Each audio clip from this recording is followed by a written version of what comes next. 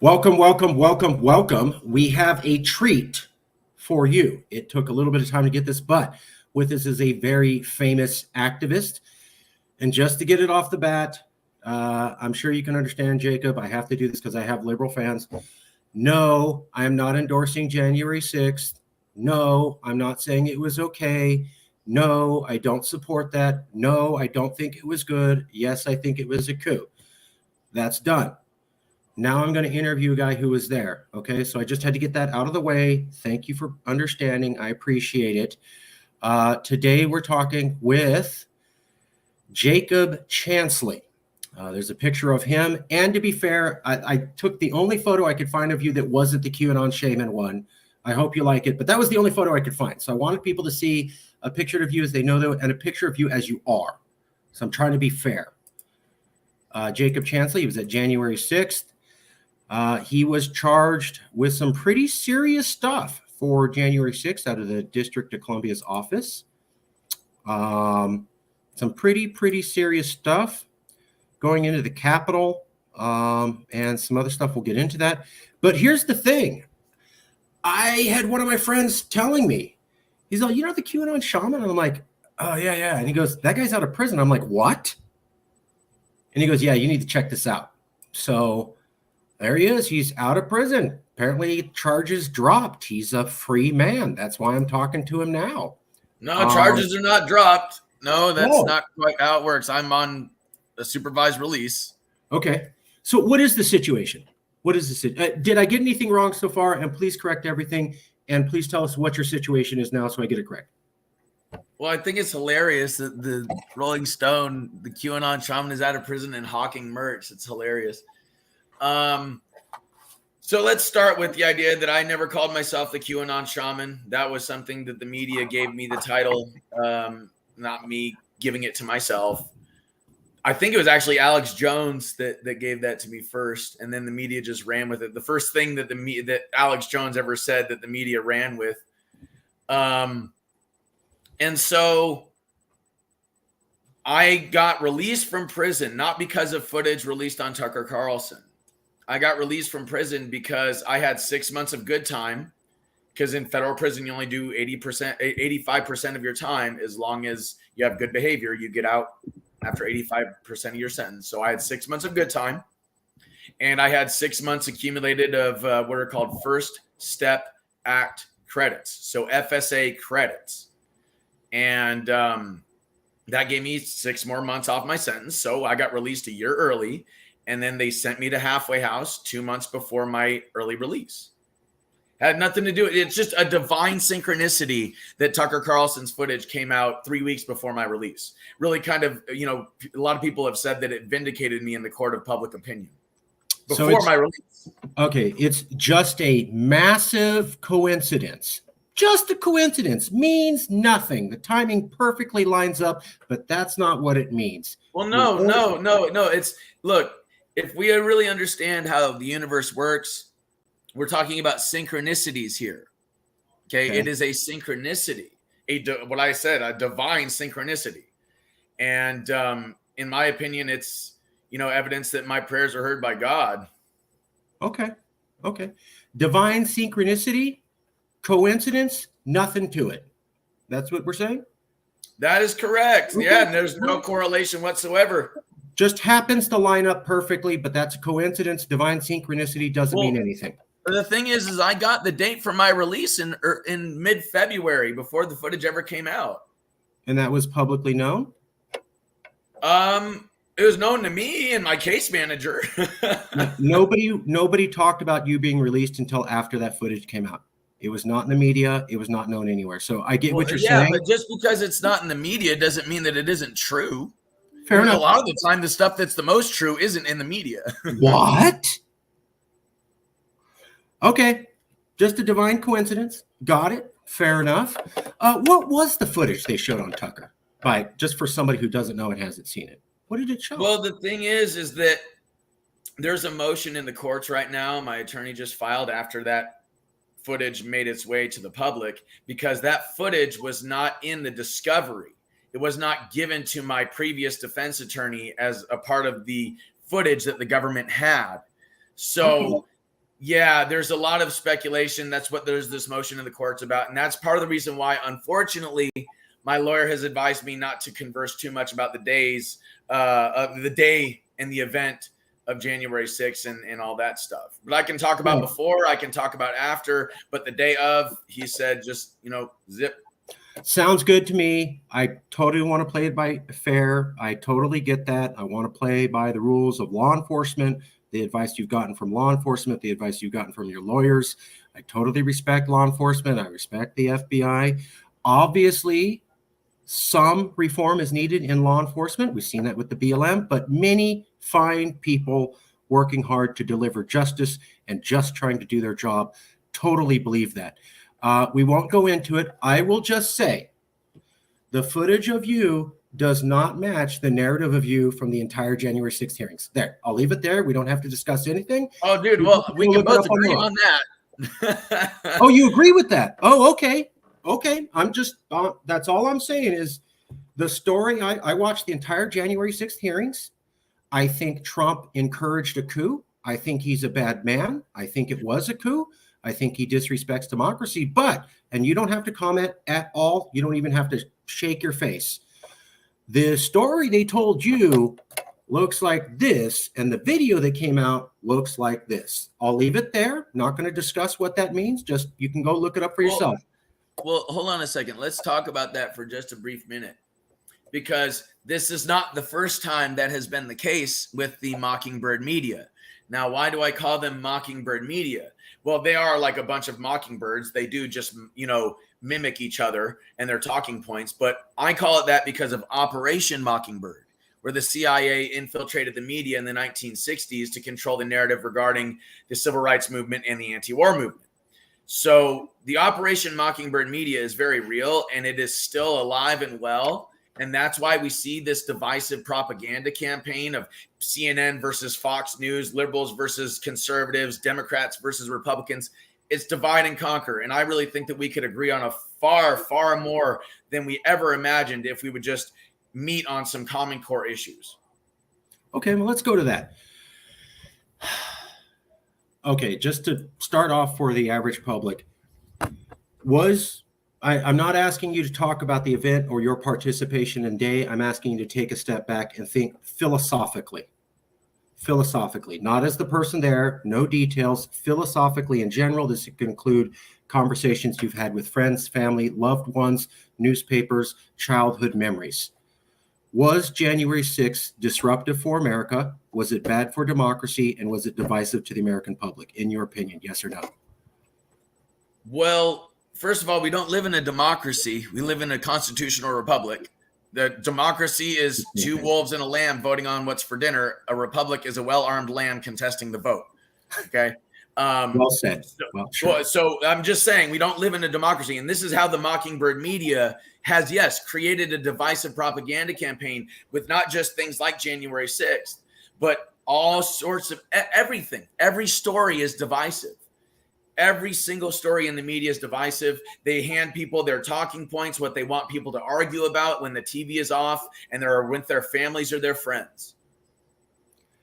I certainly agree that I saw some stuff after January 6th that did not look like January 6th. I won't go into detail. I also recall that there was a Democratic Congress member who altered their tweet so it looked more damning. That would get an entire case dismissed in any court of law, but did absolutely nothing for January 6th. That's a hard fact. But people storming the Capitol, we haven't seen that since 1812. The Confederate That's flag. not true. That's not true. Come on now. You got to do your research. Sure, what about the weather? What about the Weather Underground? Liberal communists that bombed the Capitol buildings, or the Puerto Rican terrorists that stormed the Capitol and actually shot congressmen. I think that was like in the 50s or the 60s. The Weather Underground and the Puerto Rican storming the Congress got 300 to 400 people inside Congress. I know that's not true. Well, no, what I'm saying is that what you're talking about is that this is the worst thing that's happened to the Capitol since 1812. And what I'm saying is, well, no, if you look at history, like even in the 70s, the Weather Underground literally bombed the Capitol. You know what's crazy about that, though? What? Is that the guy that was responsible for that, I think his name is Bill Ayers, actually was pardoned by Obama and put inside of Obama's cabinet. Where's the outrage on that? I think he was even put in charge of education.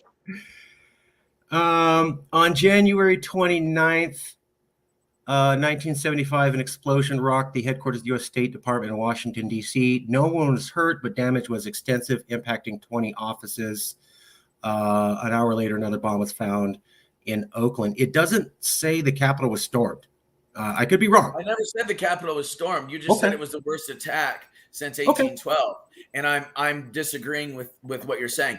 And I'd also like to just mention for a second, let's think about this. At every single previous Trump event, every single previous Trump rally, including the 2 MAGA million marches in November and in December of 2020, okay, after the election, there were counter protesters there. There were BLM and Antifa there counter protesting. All right. They weren't there on January 6th. Okay. No. Now let's also think about this for a second. Okay.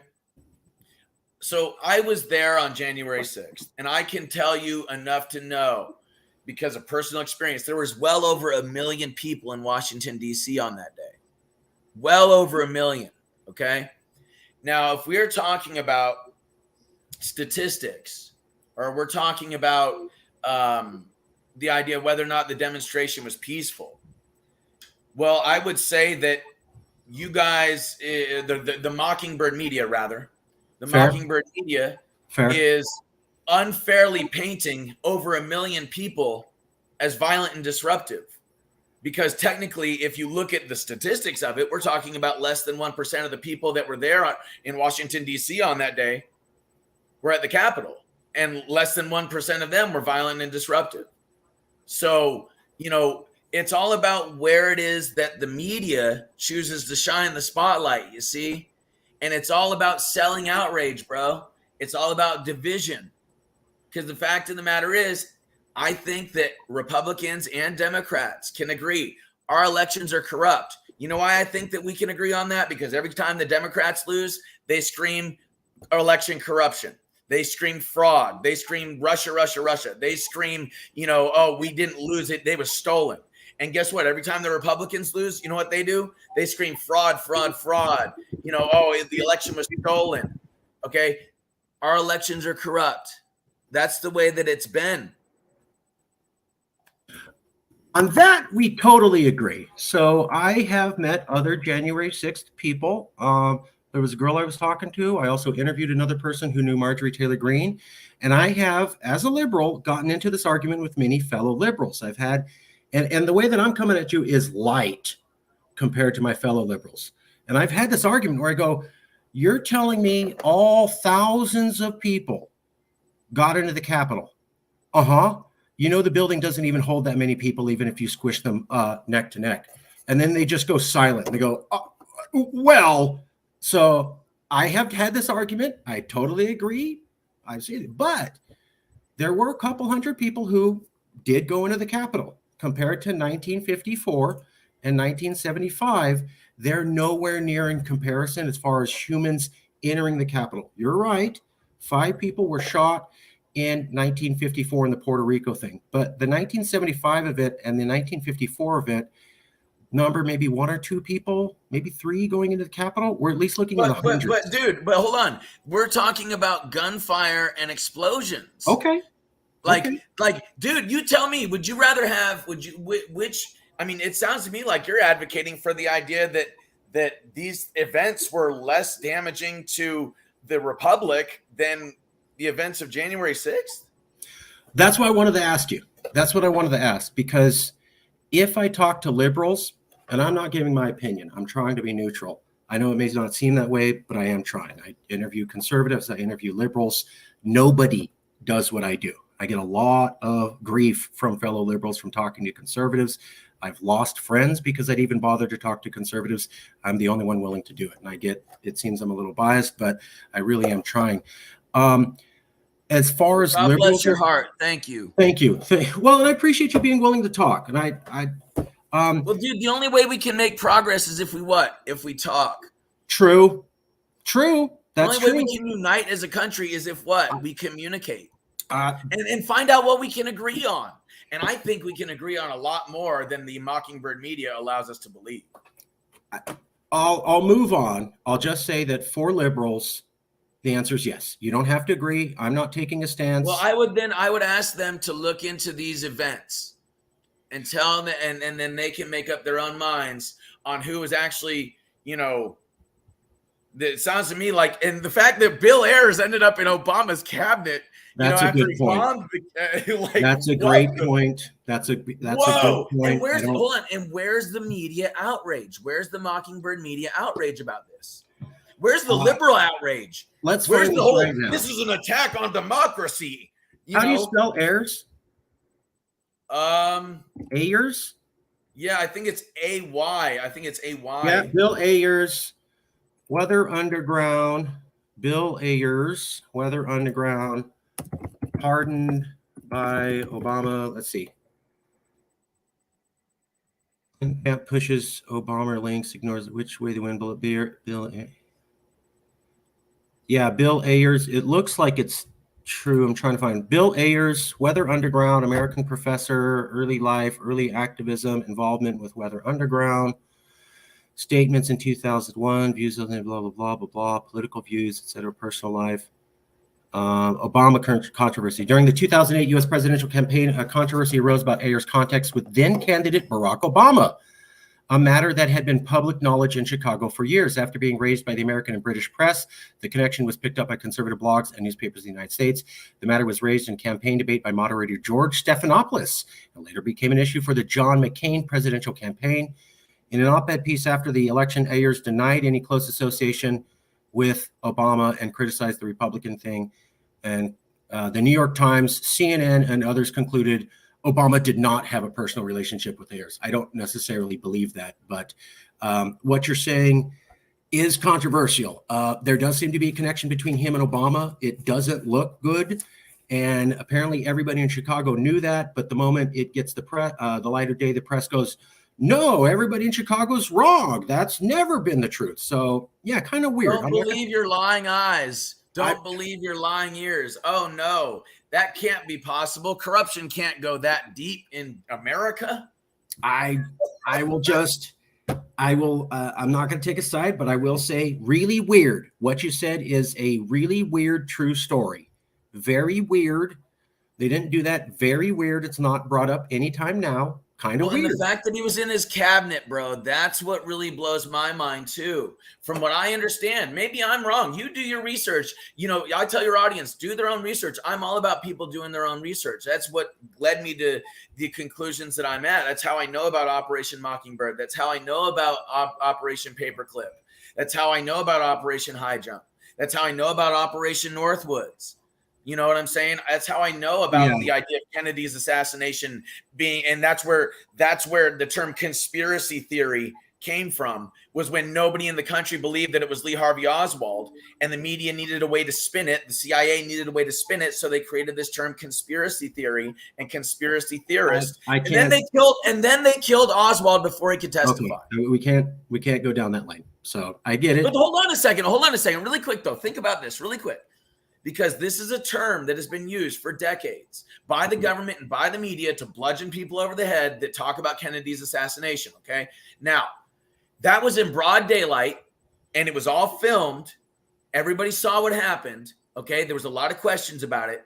And for several decades, we were told, don't believe our lying eyes. And then Trump declassified his autopsy, JFK's autopsy, to find that what? He was shot by more than one bullet from more than one angle. Okay. We all know that.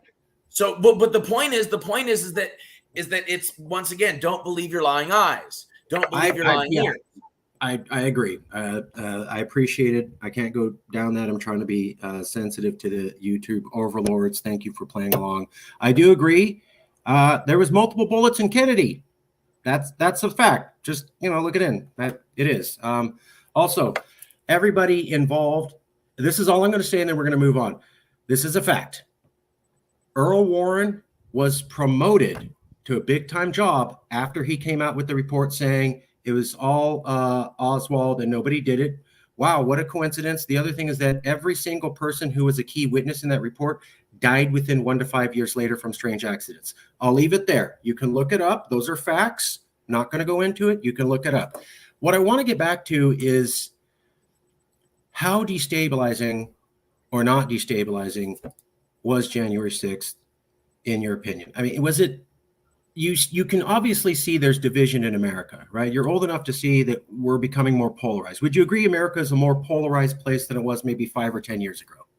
Oh, yeah, but the media made it that way. Okay. The Mockingbird media made it that way. So just the media made it this polarized. Well, the thing is, I'm of the belief that it's not that the world is getting worse, but that the truth of corruption is becoming more obvious. Like Jeffrey Epstein coming out to be true? Well, and then where's all the people on his client list? Why are Maxwell and Epstein the ones that are taking the fall, but nobody on the client list? Does that have anything to do with the fact that maybe some of these intelligence agencies or the feds do not want these clients to get prosecuted so they can keep the blackmail material on these people and leverage that against them? We're not going to go into detail on it, but I will back you up that there are a couple facts. For decades, it was said that Epstein Island was a conspiracy theory, a damaging one, horrible and wrong and disrespectful to President Clinton and others. And then it turned out to be completely 100% true. And you stopped hearing about it ever again. And after it came out that Bill Clinton was at Epstein Island, although he lied about it, he went to a UN conference and was the chief speaker along with Kamala Harris at a UN conference on women and girls within 1 month of that revelation coming out. That too is a fact. So you can interpret that however you want. Hey, I would think if you're claimed to have engaged in victimization on an island with underage girls, perhaps you should not be the key speaker at a world conference on women and girls. Other people felt differently. They literally did that within 1 month. We'll move on. So how did the polarization, when did it start, in your opinion? And when, if it is the media, then tell me a story. When did you notice the media was doing this? When do you think it started? I know haven't done a study on this. You're not an academic professor, but just to the best of your memory and thinking as an American and somebody who's been alive, can you date a time way, way, way before January 6th where you were, eating Cheetos, doing your thing, and you go, whoa, that's different. How far back can you date this? And what did you see? When did you start noticing this, in your opinion? Well, I didn't trust the media during the 2004 election, when I saw how fake John Kerry and George W. Bush both were. I was 17 years old, and I'm looking at this situation going, man, how do more people not see this? These guys are so full of it. I was still at the time a Bush supporter, but not anymore. I woke up to that one. But, I really think that the division, to answer your question, the division, yeah, that goes all the way back to Operation Mockingbird. It goes back to the civil rights movement in particular, because the civil rights movement saw the largest movement toward human and civil rights in this country, and the exposing of the totalitarian rollout of the deep state, of the bureaucracy that has been going and growing for decades. So that was when they really clamped down, because we had men, women, and children, black, white, brown, gay, straight, old, young, all of them arm in arm saying this is wrong. And the government couldn't control it. They were sicking dogs on people. They were shooting people with fire hoses. They were arresting people and beating them with clubs. And it just goes to show, tear gas, like all that stuff on horseback. And it just showed that this is what tyranny looks like. So in my opinion, when everybody was united and standing up for their civil rights in the 60s, that is when the division started. Interesting. To back you up, I remember, was it Bull O'Connor I believe in the South, was turning the fire hoses on African American, Jewish, and other liberal Caucasian people who were protesting for their rights. A lot of African Americans people died, but white people died too. There were 2 Jewish boys who went down there and paid with their lives to try to bring civil rights to African Americans. They were murdered the moment they got there. Funny story, the FBI couldn't find the KKK guys who did it, and so they got a notorious mobster hitman from New York, and they released him in the South for 1 week, and he brought everybody to justice and to the FBI within a few days. So FBI was down there for years, couldn't get the job done. One FBI guy knew this famous mob hitman, and he goes, I tell you what, we'll look the other way on a couple whack jobs you did. You go down there and find out who it is, and we'll just, stay out of your hair. 5 days, that guy had results. Little known story about how that actually went down.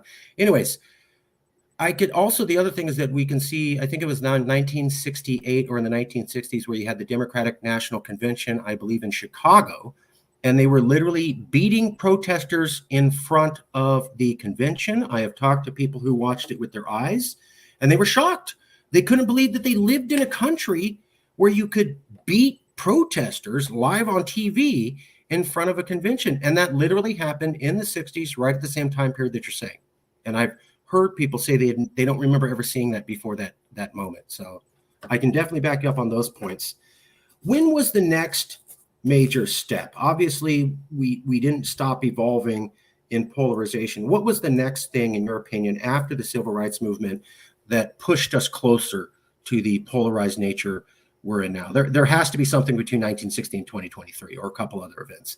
Well, what else JFK's assassination is one. Okay. Because that divided the country into people that believed and trusted the government, and then people that didn't. So that's one. Another example would be the anti-war movement, and the way that there's large sections of the population that were not for the idea of going to war, and the idea of these old men sending young men to die. And the senator's son wasn't going, was he? You know what I mean? So Creedence Clearwater Revival. What's that? Creedence Clearwater Revival was the song. Yes. I'm not no senator's son. Yeah. So what about in the 1970s, 1980s, 1990s? Well, here's the thing. So what we're talking about here is something that Yuri Bezmenov, an ex-KGB operative that was defecting to the United States in the 80s. He defected to the United States. He talked about how the Soviets and there is a global communist conspiracy. He explained it very well. Okay, that there are very evil and nefarious forces behind communism around the world that want to control and own all the resources and all the labor on the planet. Okay. And they will do so at the expense of whole nations and populations. They will do it at the expense of whole ecosystems. They will create wars. They will divide families. They will destroy lives so that they can have and keep power. So he talks about demoralization, destabilization, crisis, and normalization, and how this is the communist method for rollout. We saw this in Nazi Germany. We saw it in Russia with the establishment of the USSR. We saw it in China with Mao and the Red Revolution. We've seen it in other countries as well. Now, what I think is really interesting, though, because I don't like talking about real problems, very, very real human problems, without offering solutions. If we look at the reason why communism fell in Romania, and how the candlelight vigil and the protecting of a pastor and millions of people attending the vigil, and some people actually giving their lives, and then the army and the police actually turning on the communist dictator, and then he ended up being the one in front of the firing squad eventually, all because of peace, all because of love, all because of unity. Okay, and this is why I bring it back to Operation Mockingbird, and how there's very nefarious forces, the same nefarious forces that had Kennedy, both Robert and John, killed, okay? The same nefarious forces that were funding both sides of World War I and World War II, okay? The same nefarious forces that were funding both sides of the Napoleon Wars, okay? These individuals, these families, all right, they've been behind all of this, and they were seeing a very real and nonviolent resistance during the 1960s with the civil rights movement. And so these are the same entities that infiltrated the CIA, Operation Paperclip, where the Nazis infiltrated the CIA, and then eventually, lo and behold, the CIA is doing the same things being done in Nazi Germany. Operation Mockingbird, dividing the country into compartmentalized and propagandized groups, everybody warring with each other and arguing with each other, mobilizing nations to go to war, ignoring human rights, ignoring these war criminals and their atrocities. Any coincidence? No. Coincidence? So, I mean, obviously, we didn't need to be in the Iraq War. We didn't need to be in Libya. Afghanistan was a joke. They should have stopped after Tora Bora. They didn't. I've talked to some foreign policy experts who go, that was kind of weird that they didn't stop at Tora Bora. And absolutely, many different. Basically, the only war that I think America had to fight in the last century was World War II, in my opinion. Everything else was basically optional, even the Korean War. I do have to bring this up. To be fair, I'm going to ask you your opinion. We're going to be fair, but I have to bring this up. To be fair, give me 1 second.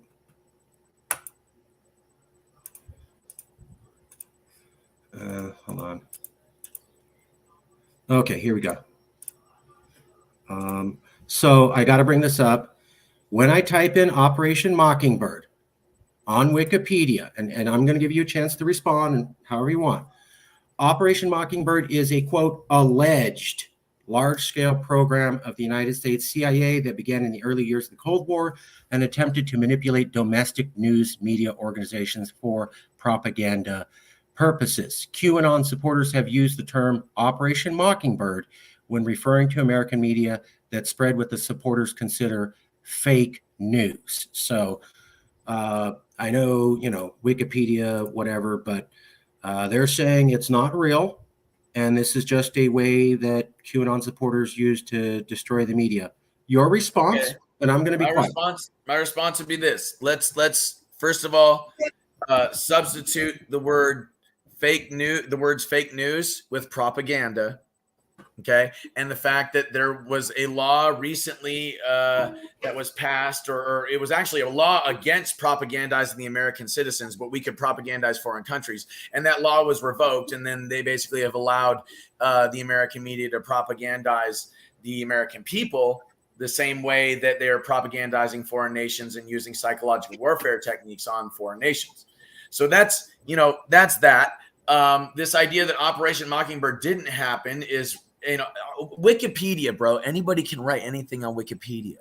Okay. So I'm just saying, like what we really need to talk about is declassified documents. You got FOIA, you can find the documents. It's there. This stuff is declassified. I wouldn't be talking about it if it wasn't. That's how I found it, because it's declassified.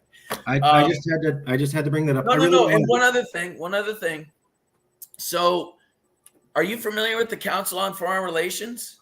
Yes, they're a real group, and I had them accuse me of some stuff, and I actually sent them an angry email, and I got them to back down and correct their letter on me. And when I ran that by anybody, I'm the only person people know who's able to do that. So yes, I am familiar with them. Well, good on you. So I'm the only one who pulled it off that I know. But to me, Council on Foreign Relations, Operation Mockingbird, there is a larger fascist system, a collusion between international corporations and governments, international banking cartels and governments, all coming together to ensure that the money train keeps going, that the war machine keeps on turning, okay? That the money keeps on flowing. Let me get back to the meat and potatoes. The people themselves aren't really polarized. It's the media, it's the politicians making that happen. The people themselves independently aren't polarized, and certainly at this point they're not polarized. If the media and the politicians stopped acting in a polarized manner, the public would snap back in order. Well, look at it like this. I think Republicans and Democrat voters can all agree that if there's a cure for cancer, and there are many. Dr. Rife and his machine in the 1930s that's been suppressed, how you can shatter a wine glass with sound and frequency. You can shatter a cancer cell with sound and frequency. Vitamin B17, which has been suppressed by the FDA and made illegal. I know, but the point is that if there is a cure for cancer, and there are many, bromelain, pineapple extract, cannabis, then these things should be released to the public, in spite of the fact that it will affect the pharmaceutical companies and their profits. That's something that Republicans and Democrat voters can both agree on, I think, right? I would agree. But so how does that answer the question, though? If the media stopped being polarized, the American people would automatically stop being polarized themselves? There's no independent polarization? Yes. So what we're talking about here is the use of what is psychological warfare techniques, and it's threefold. Okay, it's neuro-linguistic programming, NLP, the use of trigger images and trigger words, combining them together to create an emotional response in the human being, in the human organism, a bioelectrical response, chemical response that they then are directing at another subsection of the population, the opposition, the political opposition. Okay, the other. Yes, the other. And that's what has created all evil in the world, is dehumanizing others, okay? Philip Zimbardo talks about this, the guy that did the Stanford prison experiment. Oh, I agree with you on that. Okay, so the point is that it's multifold. So it's neurolinguistically programming the individual, using trigger images and trigger words to subconsciously program the mind so that the conscious mind can be hijacked.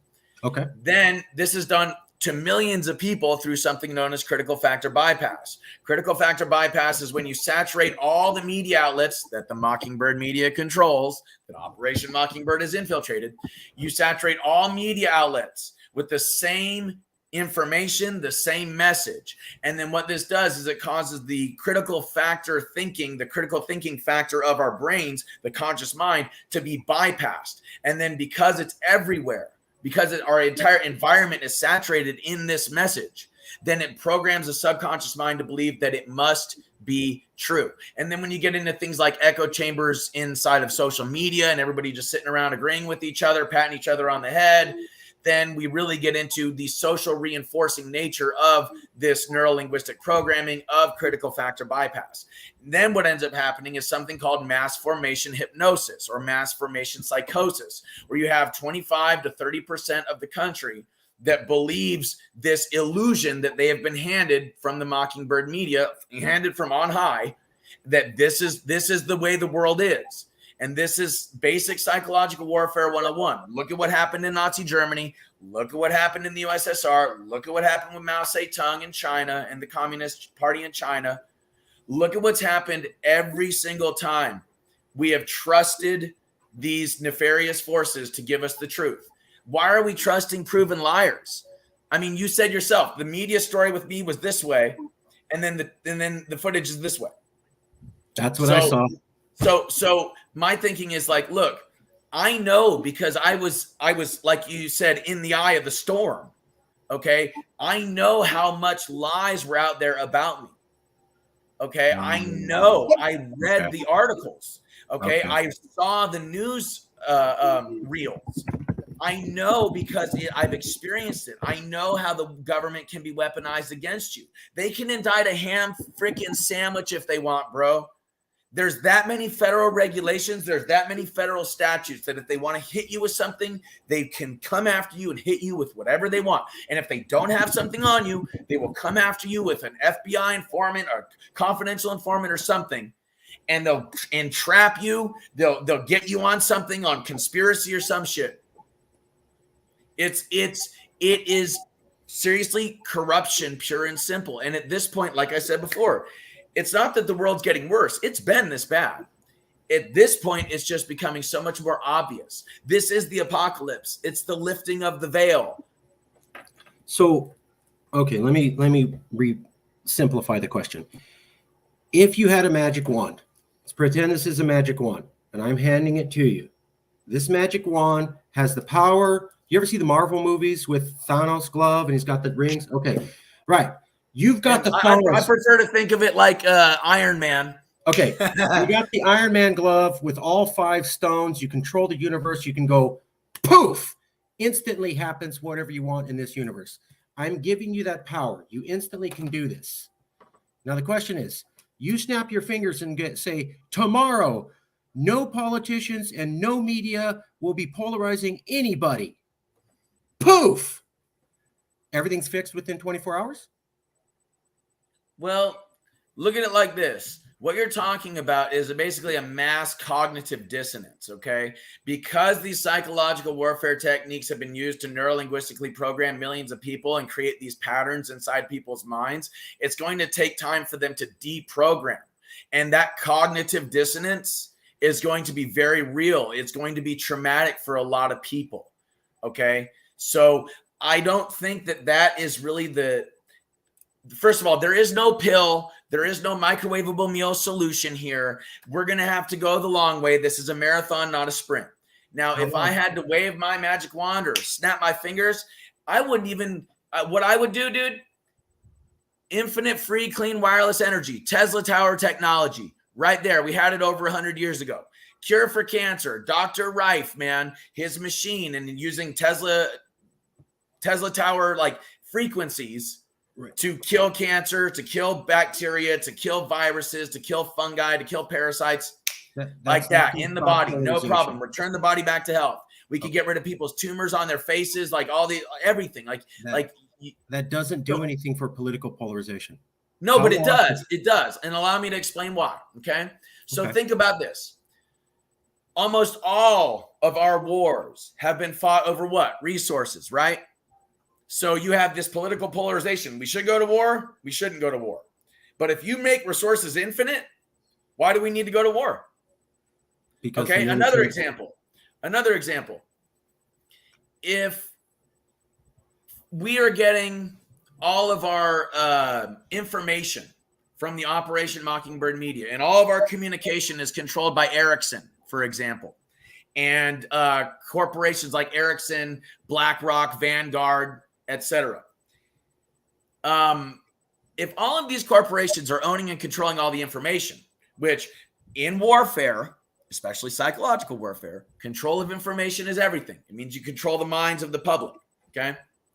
So if we had new communication towers that were not monopolized by these less than 1% of the populations that seek to divide us into compartmentalized groups that they control through their media apparatuses, then maybe we would see more unity around the idea of infinite free, clean wireless energy. Maybe we'd see more unity around the idea of communicating with each other in a civil manner where we don't have to go to war. Maybe we might even see something like decentralized intelligence and open source intelligence. Maybe we might actually start to see some real technological innovation, because to me, it just doesn't make sense why it is that in the 60s, a calculator, a phone, a TV, a computer, and a writing pad are all different things. And they're all these massive machines. But now, guess what? I can pull them out. I got all these things in my pocket right now. Right. Okay. Now, why are we still driving combustion engines? Why are we still teaching our kids like we were teaching them in the 1920s?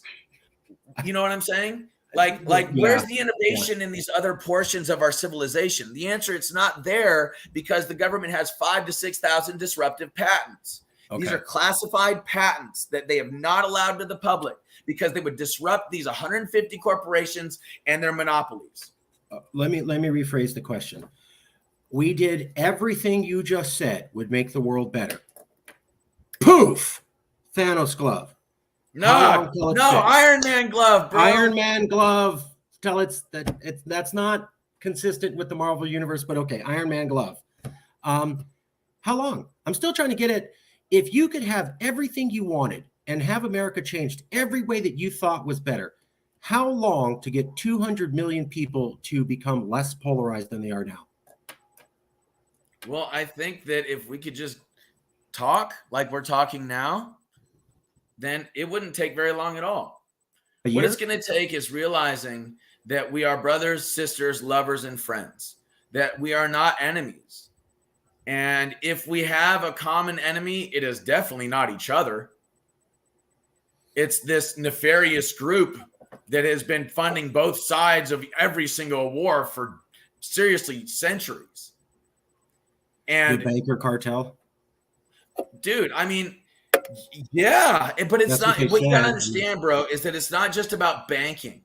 Okay, it's about, because money means nothing. Money's not valuable. What's valuable are the resources and the labor, and that's what they seek to control. That is the most important thing. Okay. So if The we got, water, the food, the air, okay, the resources, the metals, all right, the lithium, all these things, okay. Now think about this.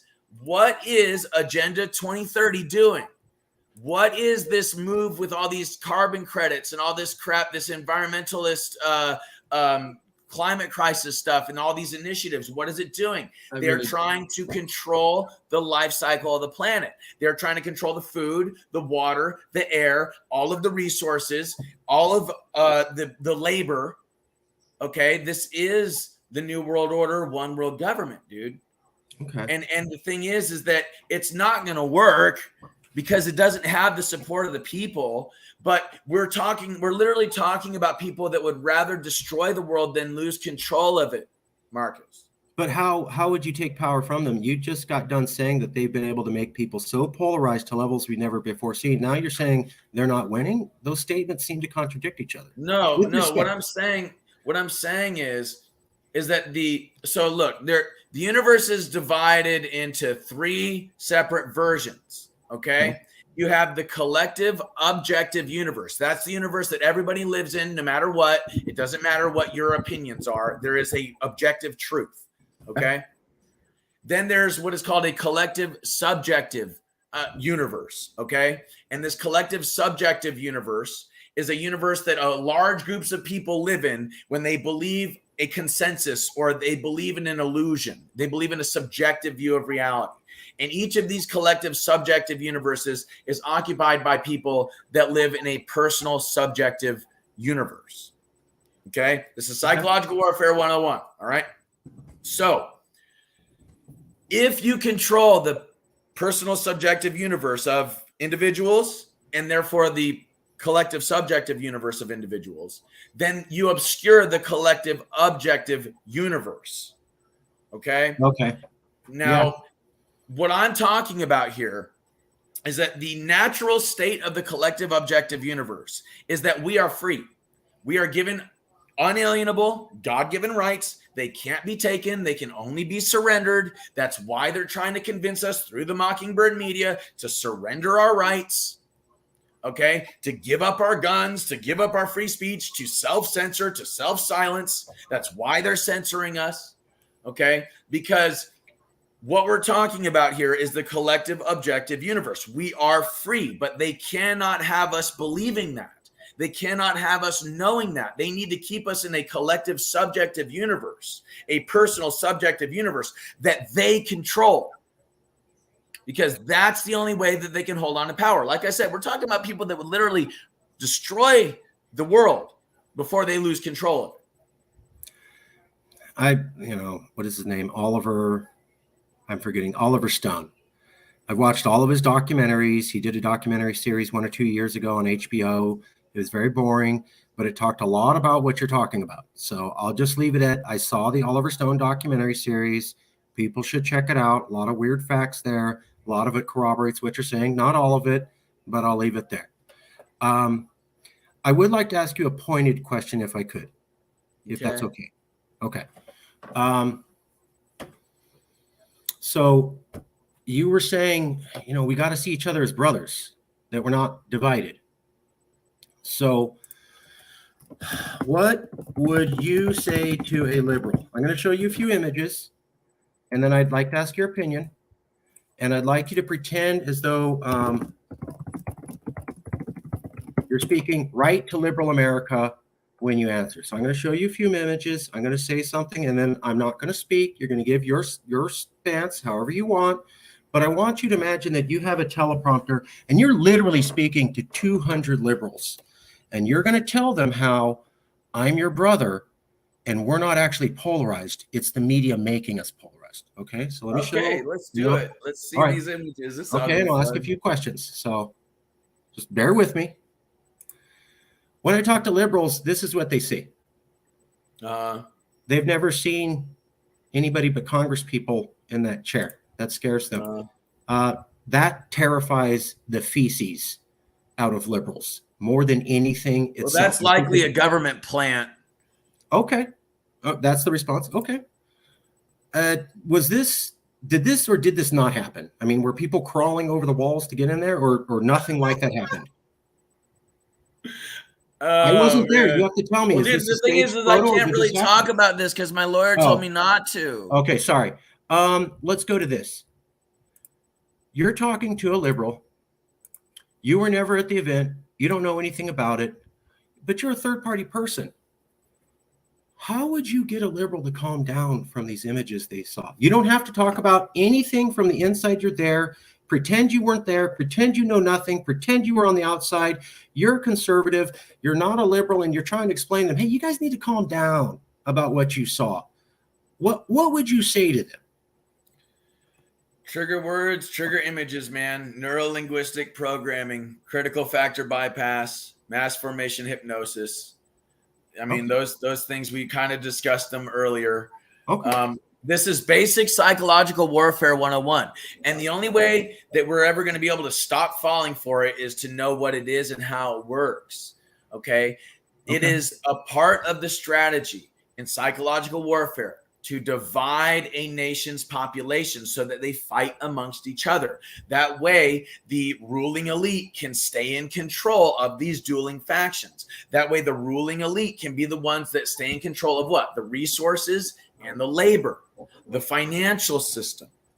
Okay? So the real issue here, is far, far greater than any of our personal lifetimes, because it stretches back into history, and it's far greater than any of our personal stories because it's going to stretch into the future and affect the lives of children 7 generations from now. Okay? The real crux of the issue is this. Psychological warfare techniques are being used all over the planet on populations all over the world by the same ruling elites who use centralized banking systems and debt-based currency to enslave whole populations and monopolize their resources with international corporations and the cooperation of puppet governments. Okay? These international corporations and these puppet governments are working together to not just enslave the populations, okay, but also to ensure that the black market and the dark budget money gets moved throughout the world, where you have the monopolized market of the corporations and the black market running parallel with each other, and both markets are controlled by the same people. All right. Okay. Now, the larger view of all of this is how it involves like things like human and child trafficking, which is the modern day slave trade, ladies and gentlemen. Let's not call it anything that it's not. It's the slave trade. There's 40 million slaves currently on this planet. Many of them are children. And the corruption of government plays along with these child and human trafficking rings. It plays along with the drug rings and the movement of illegal arms. And all of this stuff is about creating black budget money so that these corporations can and these governments, these individuals behind the scenes, can do whatever the hell that it is that they want with that money because they don't have to report it. Okay, we saw this with the Iran Contras. We saw it with the heroin being brought over from Vietnam. We saw it with the poppy fields in Afghanistan. Okay, we're talking about a collusion between the black market and the monopolized market of these corporate industries, big pharma, and the opioid epidemic here in the United States. Okay, this has been going on a very, very long time. And these same corporations that are behind this whole environmentalist movement and this, oh, we need to tax carbon emissions, we need to do something to save the planet, are the very same corporations that are polluting these environments with what are called anthropogenic chemicals. We are talking about man-made chemicals that do not biodegrade for thousands, if not tens of thousands of years. And because they don't biodegrade, they bioaccumulate in the ecosystem to toxic levels, and they kill all of the microbiological life in the soil and in the water. And this causes what is called ecocide, or whole ecosystems collapse and the destruction of whole ecosystems, because you're talking about like killing off all the microbiological life, okay, in the soil and in the water. That's the microbiological life that is the basis for all life, okay? So these are the same corporations that are talking about saving the planet and want you to give them their money and want you to give them your sovereignty and live in a 15-minute city and use their digital currency and trust the media, okay? And if you don't believe what I'm saying, look at what they did to Michael Moore when he came up with that document, Planet of the Humans, okay? And they censored him because he was pointing out that these same corporations that are trying to suck everybody for their money were actually not doing a damn thing to save the environment. And they're funded by the same corporations that are polluting the environment. And all they want to do is control the resources. That's all they want to do. They want to control the water, the food, the air, and all of the minerals on the planet. And they want to control you and force you to be the one that brings it to them on their silver platter. That's the problem. And so we've got these media outlets out there that are owned and controlled by these people, okay, that are pushing this neurolinguistic programming, this psychological warfare, this critical factor bypass, mass formation hypnosis, okay? And they're dividing us against each other so that we don't unite and realize who the real fucking problem is. And this is just baffling to me because I can see it, and it's so hard to like see this real problem and see that we are actually facing a very real extinction if we continue to trust people that would rather destroy the world than lose control of it. And how do we do something? Well, we have to unite. We have to find common ground. This is why I talk about Tesla and infinite free clean wireless energy, because it gets rid of all that system. It makes it obsolete. Okay, all of it, the communication towers, the ELFs, it gets rid of the pollution, it gets rid of the war, it changes the transportation system. Okay, it changes our technology, it boosts our economy, it changes everything. And this is also why I talk about Dr. Reif and his machine, because I'm tired of the disease, I'm tired of the famine. Okay, and yes, these frequencies can be used for crops. There's a dude that, used these frequencies for his crops, and his corn stalks grew 15 feet tall. Okay, so all the things that have been being used to keep humanity suppressed and imprisoned, the same techniques can be used to unite humanity and give us surplus and abundance. But these sick sons of bitches at the tippy top of the international banking cartels and BlackRock and Vanguard and Ericsson, these sick sons of bitches are the ones telling you how to live your life. And I don't know about you, but I'm sick and tired of it. I will back up on a couple things. The middle class lost wealth in a huge amount, and it went up to the rich during the housing collapse in 2008 and in the COVID-19 shutdown. So the last two massive economic shutdowns, this is a fact. You don't have to agree with either one of us, but this is a fact. At the end of both of those shutdowns, for whatever great reason, a lot of the middle class wealth was sucked up into the super wealthy. It happened twice back to back. No one talks about that, but that's the fact. Liberals did turn on Michael Moore when he absolutely started explaining some of the limitations with climate change, and they said he didn't believe in climate change. He does. I'm a climate change expert. That happened, and it was horrible.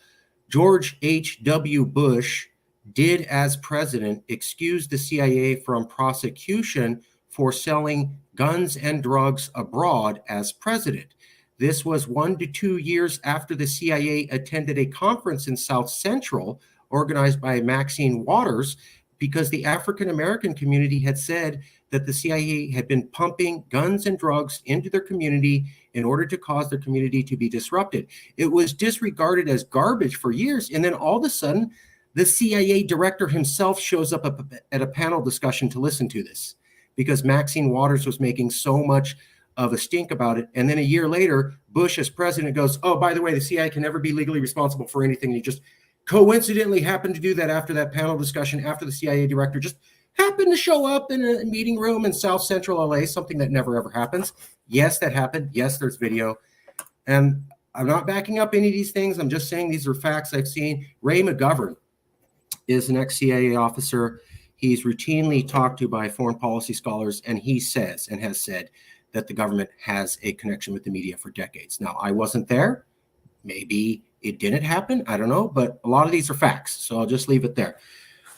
Well, think about this. How is it that all of these supposedly secret FBI investigations, the media just so happens to pop up and show up when the FBI is raiding people's homes, like Mar-a-Lago, or like what happened with James O'Keefe and the diary, or what happened with that dude that was leaking those Ukrainian files online about the government exposing the government of Ukraine. Why is the media just showing up?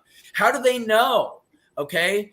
Like, it's the Pravda, bro. It's the Pravda. It's state-run media. It's CIA-run media. Now, here's another thing I want to mention real quick, okay? Not everybody in the FBI or in the CIA or in the NSA are bad people. Of course not. Okay? And we're not there saying are that a lot at of all. good people trapped in a bad system, okay? Yeah. And this is something Philip Zimbardo talks about, all right? It's about the origins of evil and the psychology of evil and the Lucifer effect. And really what it comes down to is three main things: the dehumanizing of a person or a group of people.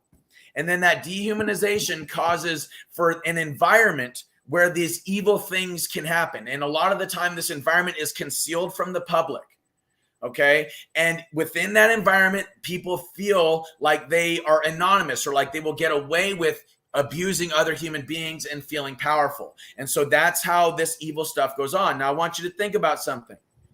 Over half of our government documentation is classified. There are 5,000 to 6,000 disruptive patents that have been classified.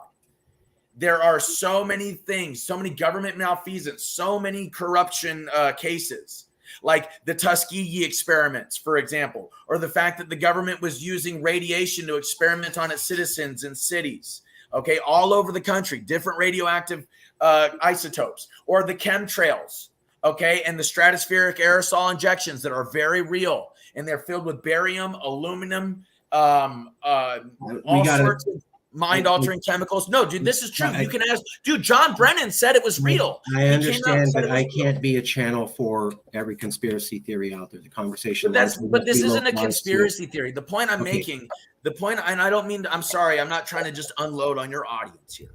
Okay. But look at it like this. Bro.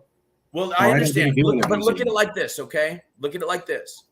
If the planet is really at risk, right? And it is. We are talking about very real ecological collapse on a scale we have never seen. Okay, so much so that they're talking about Bill Gates is openly talking about blocking out the sun. Okay, like, we are talking about the future of not just our species, but all species on the planet. So how do we solve this problem, bro? How do we stop this evil from taking over? And the answer is peace. The answer is love. The answer is unity. The answer is forgiveness. And the answer is freedom, bro. And that's why I talk about Tesla Tower technology, and I just beat that dead horse, because it solves every single problem these globalists are using to pit us against one another. That's why I talk about Dr. Rife and his machine and his cure for cancer, because it will not only lower our healthcare costs, but it will also transform agriculture forever. Okay, we can actually even reverse the aging process, believe it or not, because all you got to do is reverse the oxidation of cells. And that can be done with frequencies. So, like, what I'm talking about is not just healing humanity, but healing the planet and saving the microbiological life, and therefore saving every life form on the planet from people that, like I said, would very, very happily destroy the world before they lose control of it. Why do you think this battle can be won? Let's say I agree. I don't necessarily agree, but let's say I agree. There's a super powerful group. They control the media. They've been doing it for years. They're pitting us together. they've been doing a pretty good job. We're pretty polarized. So if they've gotten us this upset and they have that much power and they've been around that long, basically what you're describing to me sounds like a hopeless situation. Why have faith? Because they're evil and God always wins, bro. I've seen the end, bro. I've seen it, and Okay. it's beautiful. We freaking win. Okay, God wins. Humanity wins. We will be free. Our children will be free. But we got to go through the necessary steps to get there. We have to be fearless. We have to have a warrior spirit. We have to say, no, this is my planet. This is my country. This is my state. This is my city. And you don't get to come in here and tell me what to do. And I'm not going to stand up and rise up in violence. I'm just going to have an indomitable will. You are not going to be able to change my willpower, take my willpower. I will not surrender. And that is what it's going to take. That's what spiritual evolution is all about.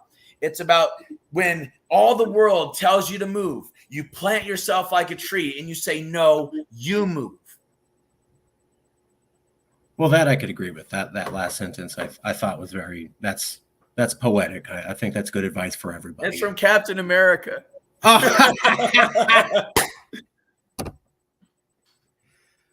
Well, if you're not laughing in this game, you're crying. Yeah, that's hilarious. Watch the Marvel movies, especially Civil War, whatever. Okay, last question. And what is really quick? What is that about?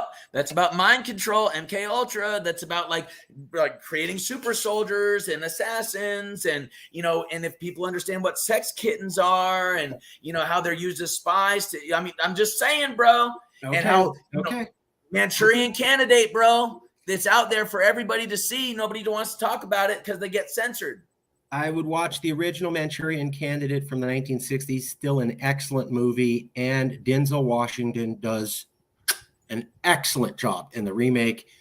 He's a national treasure as far as I'm concerned. You can watch, I think he did one movie I didn't like, Devil in the Blue Dress, and I was kind of bored. I fell asleep, but every other movie did good. That's neither here nor there. Great. Have you seen the movie Fallen?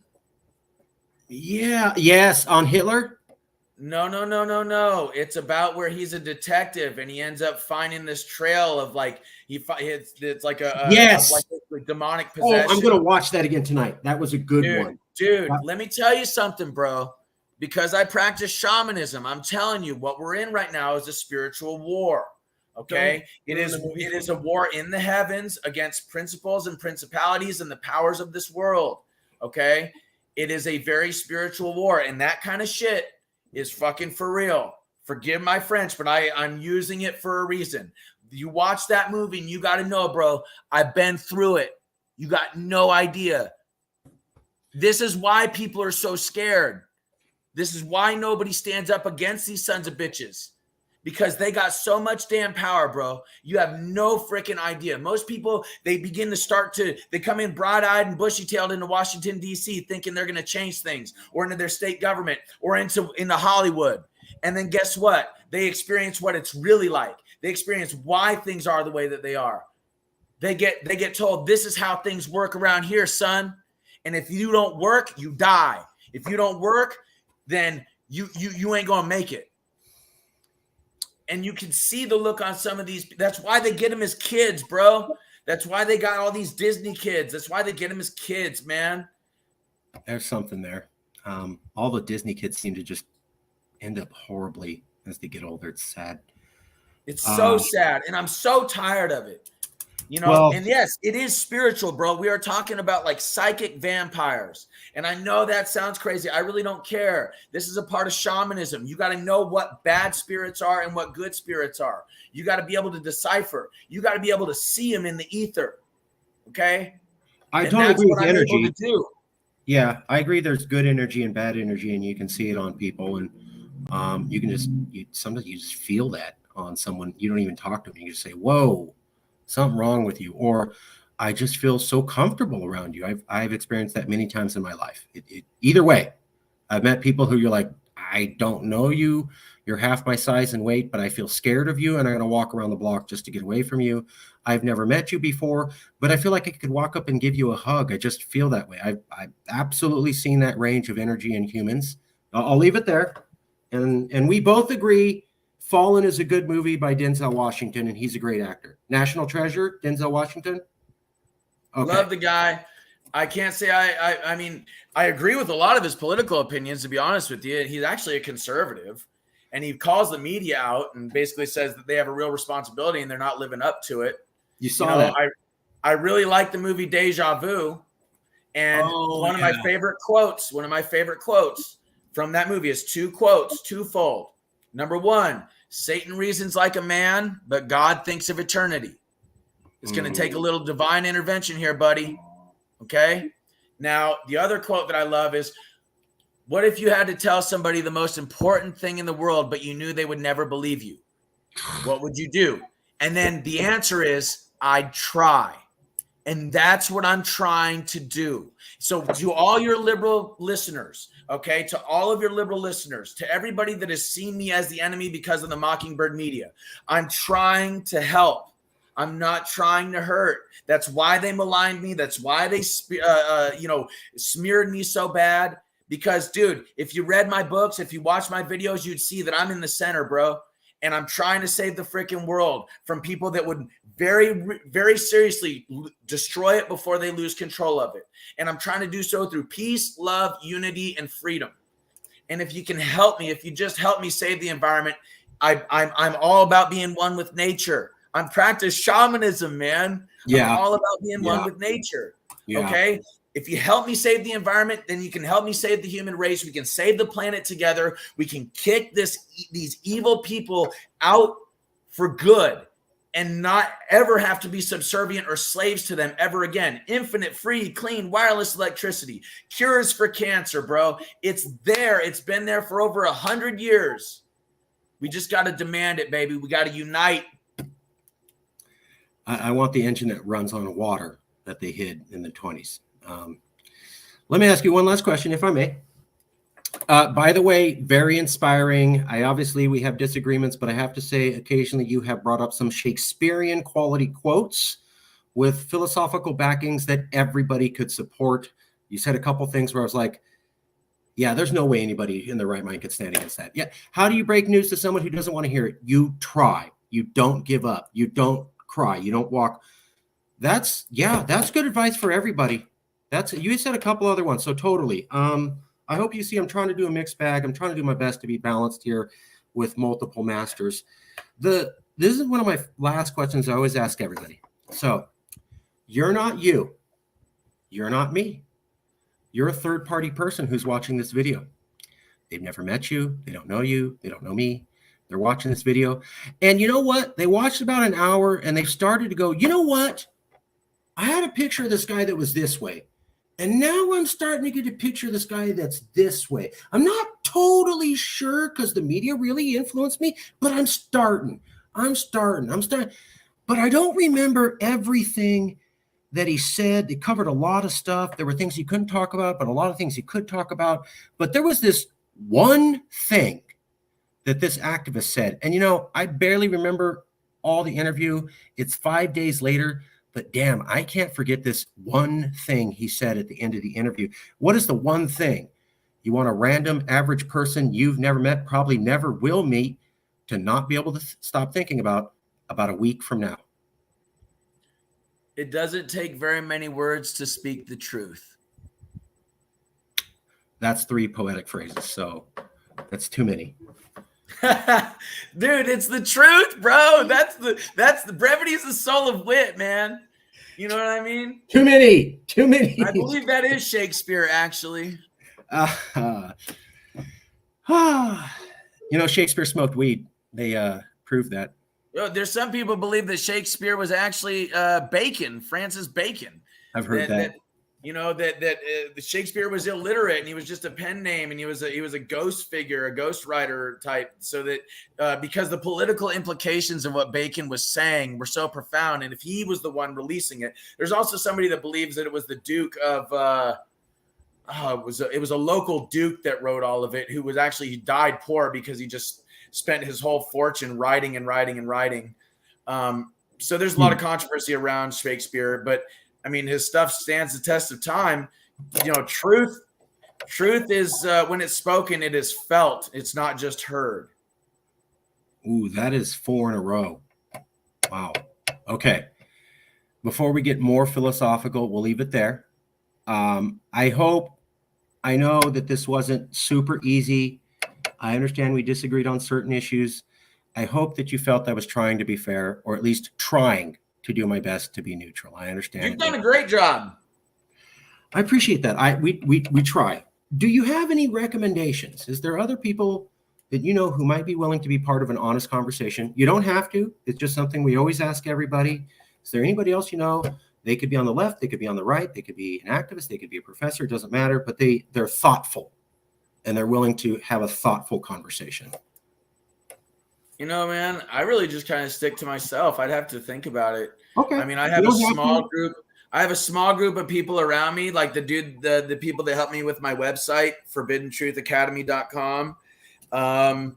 You know, I have a bunch of videos up there and stuff that they helped me to get up there, and he helped me make the assets and stuff, but he's not really a public type. And some of the people I do my podcast, Forbidden Truth podcast with, I mean, they're kind of just sticking with us. I'll put it this way, bro. Anybody that's really going to change things for the better is probably going to be really hard to get a hold of. I agree with you 50%. Yes. Look at what they did to Julian Assange. Can we get a hold of him? Can we get a hold of him? I mean, I will agree that most of the world outside of America views America as a place that hates journalists because we're locking up Julian Assange. You won't see that in domestic press, but when you look at Europe, Japan, South Korea, most of the modern, Western, basically liberal world by American standards, they're all going, oh my God, what did you do? You won't hear that here, though. That's a fact. So I'm not taking a stance on him. I'm just saying all of our allies feel differently about that than we do, and you'll never hear that in our news. Fact. So Operation Mockingbird in full swing. I read the Wikipedia page on it. I get it. I try to, hey, dude, Kennedy, it's a conspiracy theory. No, don't believe your lying eyes. Okay, come on, bro. At some point, we have to use our critical thinking. We have to look at the situation and realize that we are trusting proven liars. Why are we trusting proven liars? Whether they be politicians or reporters, whether they be bankers or corporations. Why are we trusting proven liars? Because we're afraid, because we don't know what to do. That's why. Okay. So that's why I'm offering the solutions I'm offering. That's why I'm saying what I'm saying about Tesla Tower technology and about Dr. Rife and his machine, because these two things change everything. Thank you for coming out. Thank you for having me. It was actually a really fun discussion. I appreciate you being willing to tussle and take some of the tough questions. I hope you saw that I was trying to be fair. We have an audience. We're trying to get here, and I'm really trying to do something you just don't do. A lot of people would say we should not talk, and I said, but that's how we got to the problems in the first place. And just because I talk with, this is something I never understood from fellow liberals. Because I talked to someone doesn't mean I adopted all of their thoughts. It doesn't. Well, remember, the mark of true intelligence is the ability to entertain an idea without accepting it. Who said that? I think that was Mark Twain. I could be wrong. I know it was Mark Twain, I think, that said politicians are like diapers. They need to be changed often and often for the same reasons. And another thing Mark Twain said was he said that the two most important days of your life are when you're born and when you find out why. Ooh, that's good. So why are you here, ladies and gentlemen? If you aren't here to help us save the planet and save humanity, then what you doing, baby? Okay, that's we have to adjust this to 7. That is a total of 7 Shakespearean quotes for one episode. You are the grand winner of our contest on Shakespearean quotes within an hour. We will make sure to get that $1 million to you sometime in the next 20 years. So donate it to Saving the Children, please. Okay, we will donate it to the charity of your cause. Saving the Children will get that 20 million to them in the next 20 years after we and that's a promise. You heard it here. We'll end it there. I want to say thank you for coming out.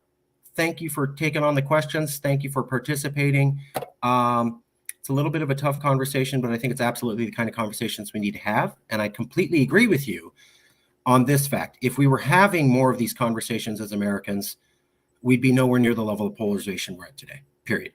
That's something I think you and I both agree on. If we were just talking like this more, I'm not saying it'd be fixed, but it'd be here and it dropped down to here very quickly. If we could do that on a mass scale. We really need to stop trusting the old men who created these problems to somehow fix them miraculously in 2 and 4 years terms. I mean, isn't the definition of insanity doing the same thing over and over again? I was going to bring up that quote 2 minutes ago, but I thought, no, we have enough good quotes. That one's from Einstein. I know that one. Yes. And that's a point for everybody. If not talking to each other at all and thinking the worst about each other is what we've been doing for a couple of years, and it's gotten us to this level of polarization, then perhaps not doing that could get us out of polarization. Crazy. Well, like Einstein also said, you can't solve your problems with the same thinking that created them. Yeah, and you can't. Yeah, you can't do the same thing and expect different results. So maybe let's try something different. I hear about a bunch of groups across America who are trying to get people to have conversations, but I don't see it at the level of popularity yet. So hopefully maybe this will inspire them. I think this is a great conversation. I think it was great. You came from your side. I came from my side. I tried to be fair, but we had a good conversation, and we both had to expose ourselves to ideas that we're not perhaps used to listening or big fans of, but both of us sat and listened. That's huge. That's you actually did sit and listen, and I did sit and listen. If you want to be understood, you must first seek to understand.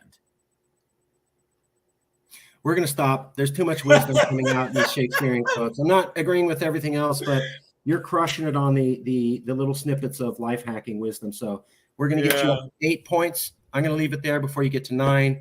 I don't have any more reward money. We'll leave it. I will email you shortly. And thank you so much for coming out, sir. God bless. Namaste. Much love. Anunnaki.